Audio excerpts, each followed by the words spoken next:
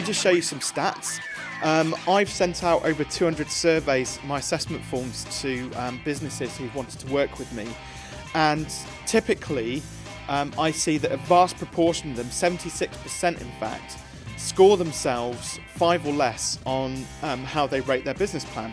And 0 being that they don't actually have one. So that's 43% of people, 43 people out of 200 odd, who don't have a business plan. So, and I bet probably if you're watching this, then it's more than likely that that's you. So we're going to quickly go through what actually constitutes a business plan and how you can create a very lean business plan. And this isn't about attracting investment or getting bank loans or anything silly like that. This is literally just about having a document that you can look back on over, in a year's time or probably every month and make sure that you're on track. I also noticed that it wasn't quite as high as 76%, but there was well over 50% of people also were struggling in terms of their goal setting. Business plan, goal setting, both go hand in hand. So I bet probably if you're struggling with your business plan, you're also struggling with this.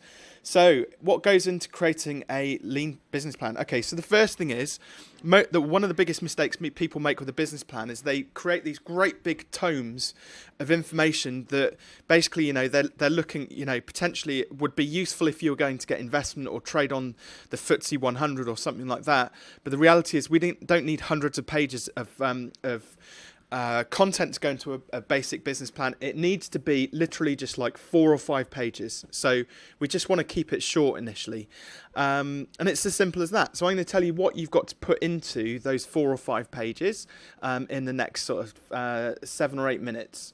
But it does make it look a little bit nicer if your documents, no matter what they are, you've got some kind of branding in place, that the colours are right. It's not just something that you've chucked out into the ether from a Word document and one of the terrible templates which they've got in there. So you just need to make sure that your branding is on there, and it's just for you, so you don't look at it and go, oh my God, that looks like a terrible document. So do make sure you put some branding in there. The first piece of actual content which you need to put in there is obviously a little bit of information about you. And what you want to do is demonstrate your authority, your credibility, and why people should buy from you. In terms of it could be your experience, whether that's corporate or running your own businesses, maybe some clients you've worked with, or books that you've written, podcasts that you've been a guest on. How long have you been working within the industry? What do you specialize in? All sorts of fun stuff like that. Like I said, clients that you've maybe done a bit of work with. Also, some people are quite, especially in the small business community, we want to know a little bit about the person who we're working with.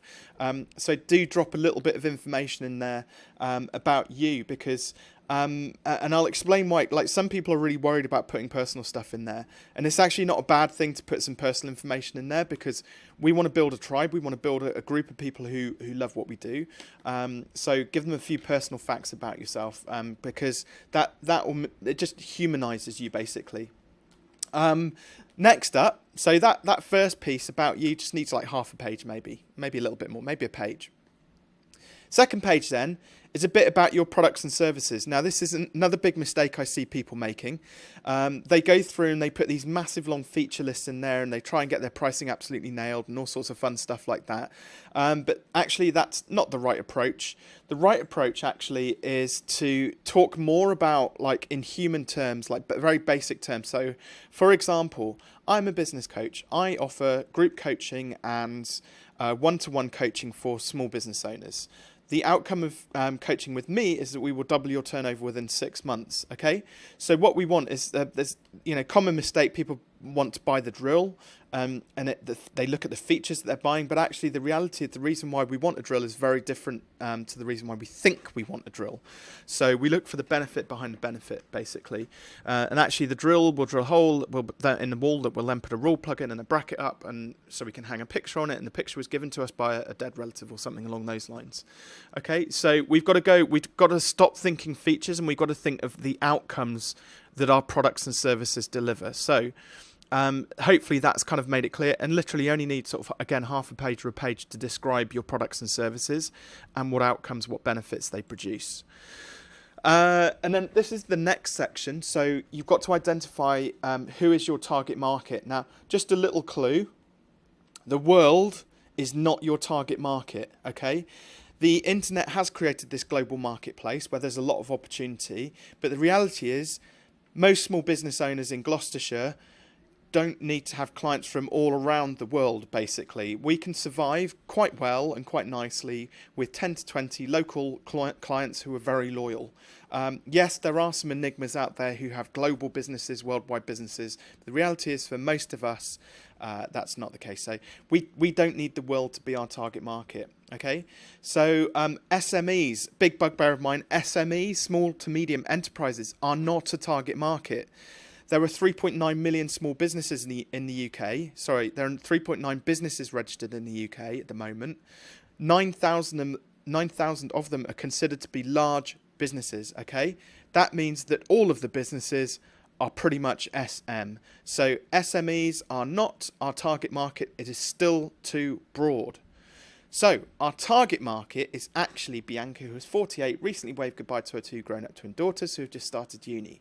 Having recently been made redundant from a fast-paced marketing career in London, Bianca moved to the Cotswolds and opened a coffee shop in Chipping Campden, etc., etc. So we've got to have a really clear idea about who our target market is. You can then start to go a little bit deeper. So these are all sections of content that you need to put into your business plan.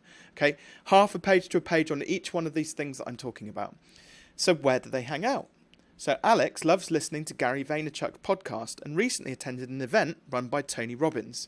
At the weekends, he secretly plays Fortnite and seems to like every single post that's appearing on LinkedIn relating to marketing. So now we can start to get an idea about how we can target marketing advertising at Alex if we so wish. How many clients do you really need? Okay, this is another section that goes into the business plan. So we have 2 choices here. Now, again, if you're saying you need all of the clients, you are indeed wrong. If you're saying definitely not all of the clients, you are indeed right.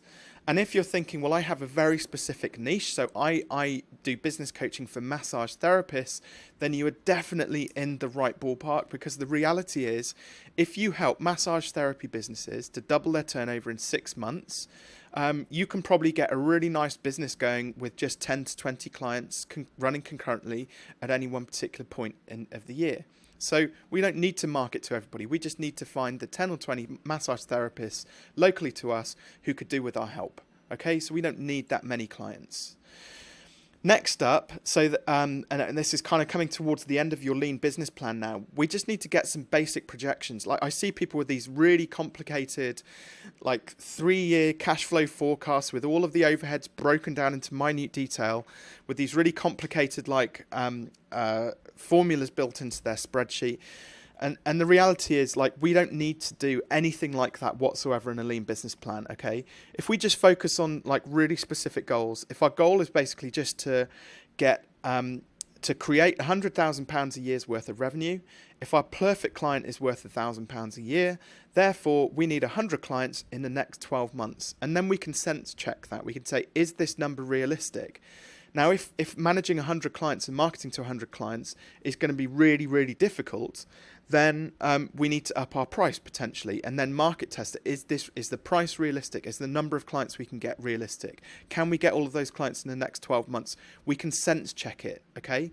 So put these into your lean business plan, and then at the end of it, ask the question, is this realistic or not? Okay?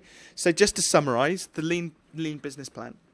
Keep it short, no more than 4 to 5 sides of A4. Make sure that you use your branding and that it looks pretty. Then we move into the sections of content. So put half a page, a little bit about you and about your company. Next page, a little bit about your products and your services. Remember, it's about the outcomes and not the features. In the next page, identify who your target market is. Be granular, go into like all the demographics, male, female. Are they 45 to 54?